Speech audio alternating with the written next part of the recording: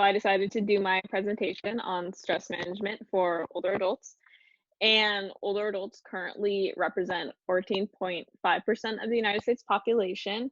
And that's approximately 46.2 million Americans that are currently over the age of 65.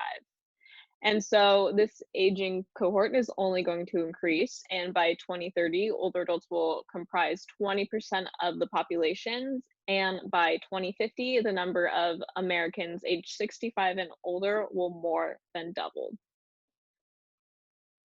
And so I chose this topic because we can see around us that times are changing. Media sources are nonstop about COVID-19 and quarantine shelter in place.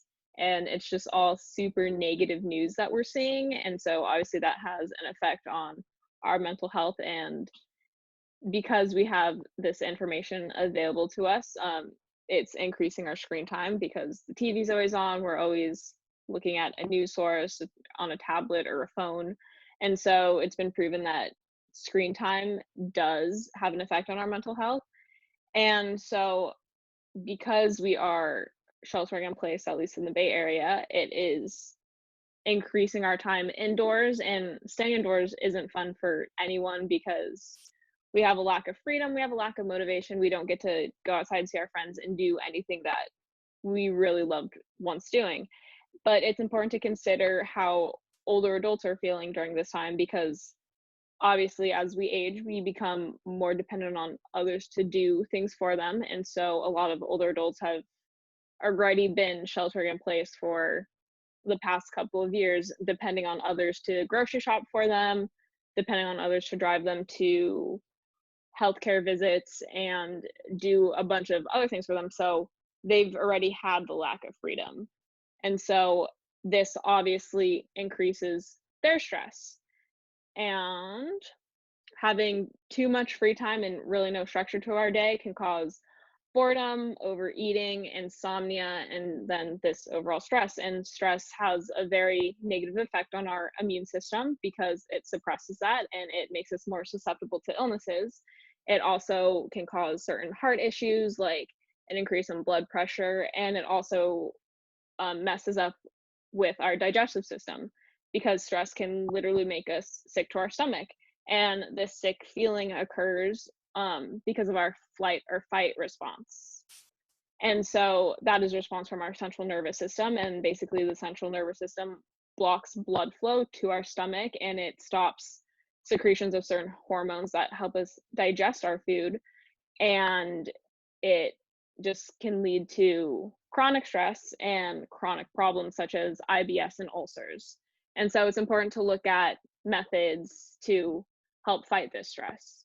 And so a lot of common methods are exercise, eating properly, and just doing anything that will bring us joy. So that could be creating art, talking to a loved one, cooking a favorite meal, or playing with pets. And we can also look at more holistic methods. Obviously, these are a little more controversial because the CDC and the WHO don't really put a lot of time into researching stuff like this. But this includes like marijuana use, CBD, kava root, and a whole bunch of other herbs. And so the first one I'm going to talk about is exercise because it is the most common. And so when I talk about exercise, it's not like it has to be like a HIIT workout or anything like that. It can literally just be going outside for a walk. And I know if I'm in a bad mood, just going on a bike ride around my neighborhood in the sun really changes my mood. And so exercise is a fantastic stress reliever that can literally work in minutes. And taking a walk, just being outside, allows us to have a change in scenery and it can change our frame of mind. And it can help our mental health as well as our physical health, obviously. And so exercise is key for our head and our heart. And it reduces our body's stress hormones, which are adrenaline and cortisol, and it stimulates the production of endorphins, or chemicals in the brain that are our body's natural painkillers and mood elevators. And so another common one is healthy eating. And obviously we know the importance of healthy eating. And right now it might be hard to do that because we are sheltering in place and we're more likely to emotionally eat. And so when we emotionally eat, we generally reach for high fat foods or high sugar foods that really don't benefit us. And so this can lead to stress on our bodies because once we intake these high sugar, high fat foods, it will increase our blood sugar. And once that blood sugar drops, we'll just crave more sugar. And then that could eventually lead to type 2 diabetes. And so, consuming a healthy diet can help combat that stress. And so, it can support mood regulation and energy balance. And some common foods to look out for, or common vitamins to look out for, are vitamin C, because it can obviously help our immune system, as we know, and it helps regulate our stress hormones and our levels of anxiety. And another good thing to consume in our diet are complex carbs. And so they increase serotonin because obviously who doesn't love carbs? So things like whole grain pasta, quinoa, rice are really good sources of complex carbs. And omega-3 fatty acids, which can be found in fish, nuts, avocado, and they help fight depression, anxiety, and help our surges of our stress hormones. And so now on to the more holistic methods. Obviously, it's important to have an open mind and always talk to a doctor first or a physician first before trying everything, because obviously when talking about holistic methods, it affects everyone differently. And so something that has been, I guess, studied a little more, used a little more, is marijuana. And so you can either get marijuana with THC in it or CBD in it or both. But the main difference between the two is that THC is psychoactive, so that's what gives you that high feeling, whereas CBD isn't. But the benefits for them are similar. And in THC, the in adults ages 65 and older, the use increased from 2.4% to 4.2%. And so one of the main concerns I was reading about was how it can increase heart rate, but there's no sufficient evidence that shows that it's gonna harm you in any way.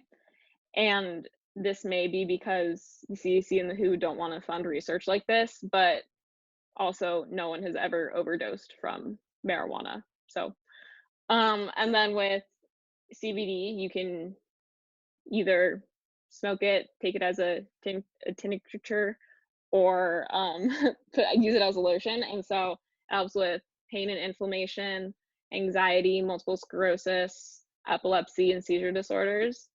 And so obviously marijuana is controversial, but just do what you think is best and what your physician think is best. And so another holistic sort of treatment is Kava.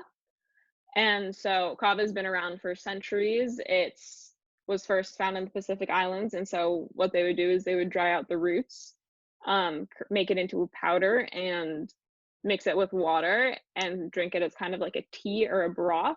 And they found that the benefits are anxiety relief and a sleep aid, because it affects our neurotransmitters kind of like alcohol does.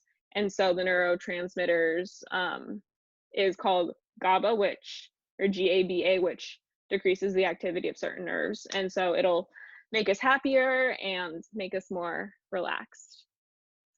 And so obviously there are a bunch of other methods that I could get into, but those are kind of the main ones I wanted to talk about. And it's also important to recognize that we all get old, but it's really not something to be worried about, because in every stage of life we can learn something new. And there are a whole bunch of like community-based centers and ways to connect with other people your age. Thanks.